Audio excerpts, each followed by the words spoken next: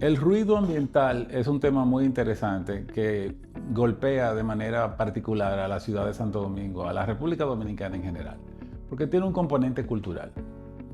Quisiera comenzar diciendo que la pérdida de audición por ruido es irreversible. Yo creo que eso sea la base de todo lo que vamos a hablar, porque el daño que puede hacer el ruido no se puede corregir. Ya habría que rehabilitar al paciente, ponerle un audífono, pero no lo podemos corregir ni con una cirugía ni con un medicamento. La exposición a ruido puede ser aguda o crónica. Aguda es un ruido inesperado, una explosión en la Navidad, esos cohetes que explotan, o un accidente de cualquier tipo en una industria, en una fábrica, puede dejar a un paciente con un problema de sordera. O puede ser la exposición crónica a ruido. La música es una de las fuentes de ruido más importantes. Nosotros en nuestro país vivimos escuchando música y eso habla de la alegría del dominicano. Pero al mismo tiempo, esa alegría a veces es tan contagiosa que se nos escapa de la mano.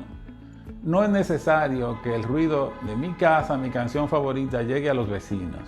El vecino puede ser que esté dormido, que no le guste esa música o que simplemente quiera pensar. Pero eso es algo que la mayoría de nosotros no pensamos.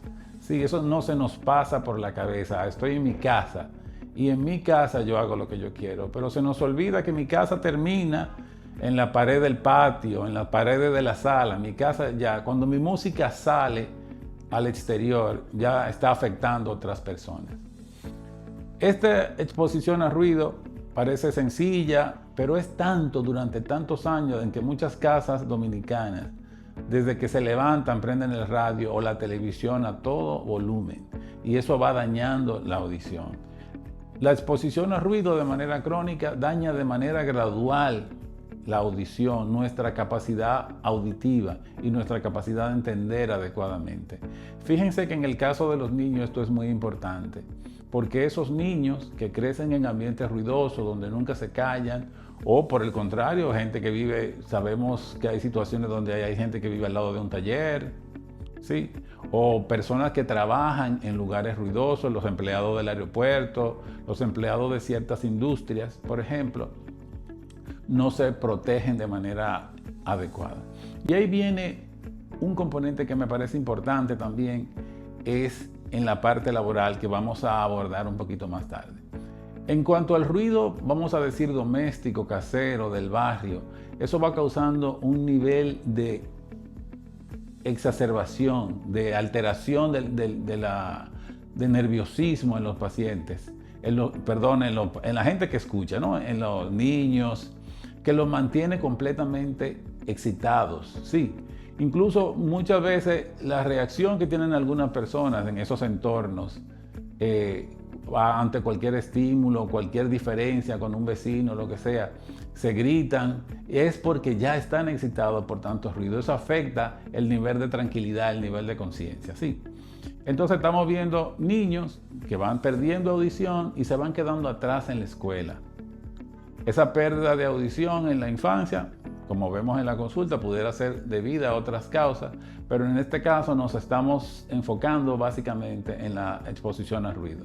Entonces ahí tenemos un niño o una familia que un buen día van a comenzar a tener problemas de aprendizaje, y cuando lo vayan a llevar a hacer una prueba de audición se van a dar cuenta de que hay una pérdida auditiva que ya no vamos a poder corregir.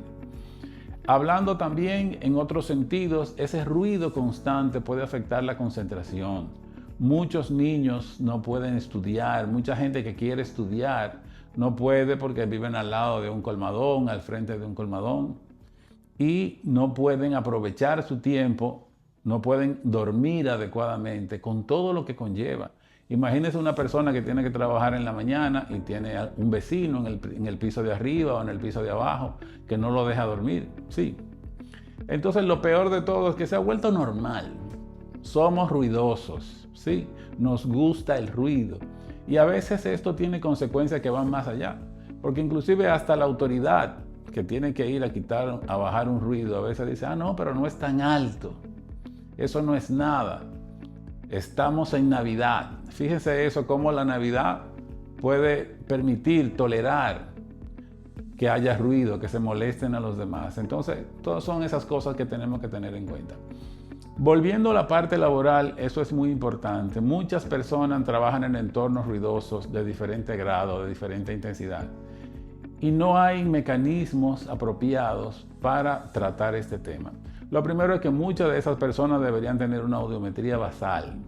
Voy a trabajar en una fábrica de botellas, de vidrio, donde hay metal, para trabajar en el aeropuerto, o ser piloto de un avión o lo que sea. Entonces esos pacientes deben tener una prueba de audición cuando ingresan ahí y hacerse pruebas de audición periódicamente para ver si ha habido algún deterioro por la exposición a ruido.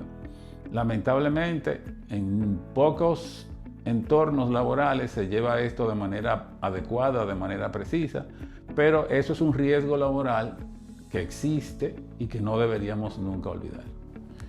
El manejo de este problema nos compete a todos. Todos tenemos que poner nuestro granito de arena, utilizando de manera responsable nuestros aparatos de televisión y nuestros radios en la casa para no exponer a nuestros hijos y tampoco para exponer a los vecinos también a esta situación.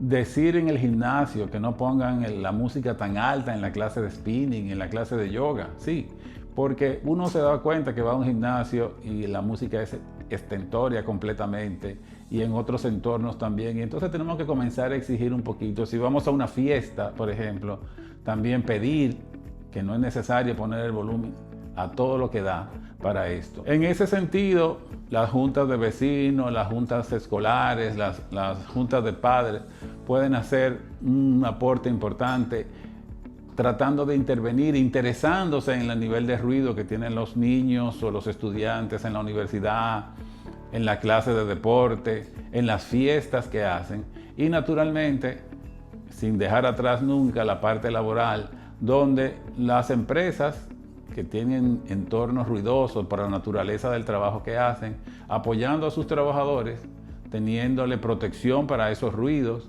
También en el deporte, por ejemplo, la gente que dispara, los que son militares, se ha demostrado que si se cuidan los oídos, se protegen, el daño que va a hacer este ruido va a ser mucho menor, se va a disminuir y vamos a evitar todas las consecuencias futuras de una pérdida de audición por ruido ambiental.